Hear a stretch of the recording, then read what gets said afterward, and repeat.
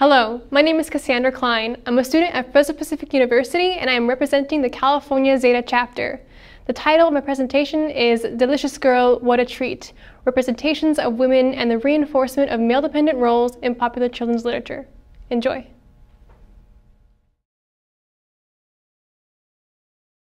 Now, I consider myself to be a feminist.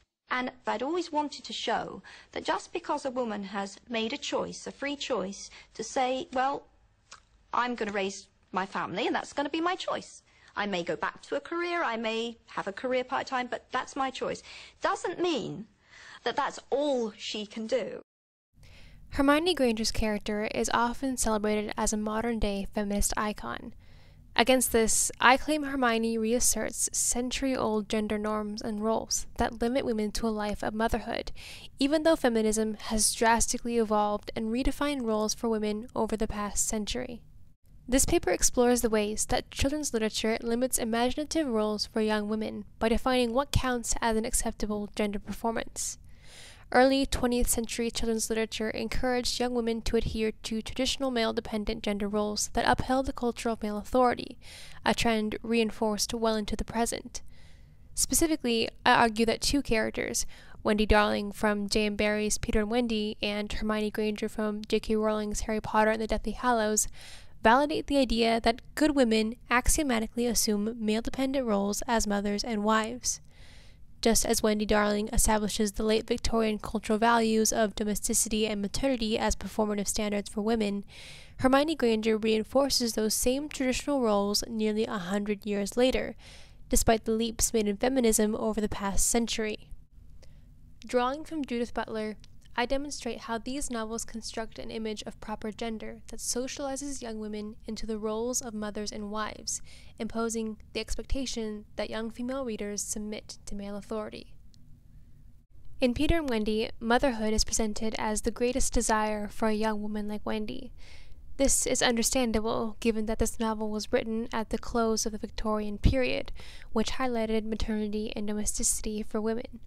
In Neverland, which is arguably a manifestation of imagination, Wendy sews, cleans, cooks, and cares for the lost boys. The other characters value and desire Wendy only as a maternal figure. Peter begins forcefully pulling Wendy towards Neverland only after he learns that she can tell stories to the lost boys, as Wendy's mother does for her, and the pirate Smee offers to save Wendy's life if she promises to be his mother. To Smee's request, Wendy replies, "I would almost rather have no children at all." Indeed, all characters can only conceptualize Wendy as a mother, including herself. Wendy's limited imagination about the roles she could potentially inhabit is reinforced by the unbroken cycle of motherhood found in Peter and Wendy.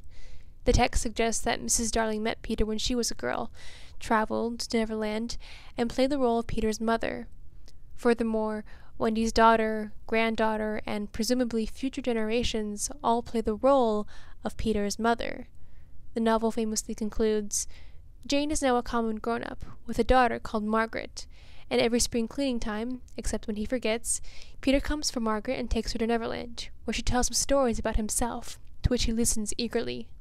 When Margaret grows up, she will have a daughter, who is to be Peter's mother in turn, and so it will go on." Without a foreseeable end to the cycle, there will always be women to mother Peter. There are, of course, women in the novel who are not mothers, such as Nana and Tinker Bell. However, these women fit into one of two roles, maid or mistress. As they are presented in Peter and Wendy, mistresses provide all the sexuality and none of the domesticity of motherhood, while maids provide all the domesticity and none of the sexuality. Tinker Bell, for example, is described as embonpoint, which refers to the plump or fleshy part of a person's body, in particular a woman's bosom. Barrie further heightens her sexuality by revealing that she is exquisitely gowned in a skeleton leaf, cut low and square, through which her figure could be seen to the best advantage. Furthermore, Tinker Bell expresses an attachment to Peter and jealousy towards Wendy. The maids of the text, on the other hand, have less distinct identities than mothers or mistresses. The Darling children's nurse Nana, for instance, is a Newfoundland dog. This implies that a woman who does not adopt a sexual role for a man is truly subhuman. The implication here is that maids and mistresses make up only one half of a whole mother. Thus, according to Peter and Wendy, a complete or perfect mother encompasses both domesticity and sexuality.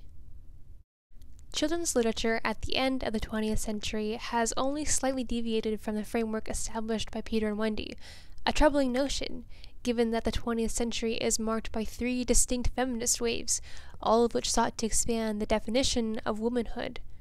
A prime example of this can be found in J.K. Rowling's Harry Potter and the Deathly Hallows. In some cases, the mothers of Harry Potter are very similar to the mothers of Peter and Wendy. Mrs. Weasley, as an obvious example, captures Barrie's conceptualization of motherhood perfectly. She has borne 7 children, cooks meals, and keeps house. There are, however, women in Harry Potter who challenge traditional motherhood. The mischievous Nymphadora Tonks, the self-sacrificing Lily Potter, the deceptive Narcissa Malfoy. Even Mrs. Weasley demonstrates a capacity for violence. Rowling expands motherhood to include new characteristics such as mischief, sacrifice, deception, and violence.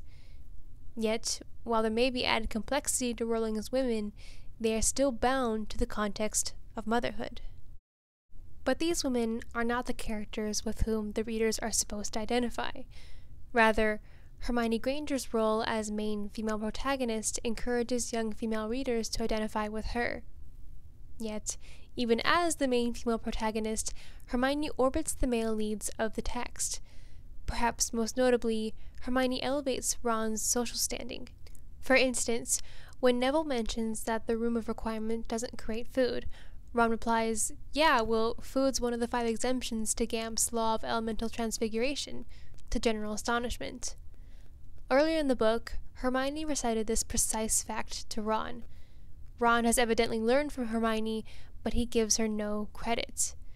Perhaps more troubling is that Hermione doesn't seem bothered by this. She appears to have been a part of that general astonishment, implying that Hermione consents to Ron taking credit for her knowledge. Similarly, Ron seems like a progressive champion when he expresses concern for the house elves, an unpopular opinion that Hermione has upheld since the 4th book.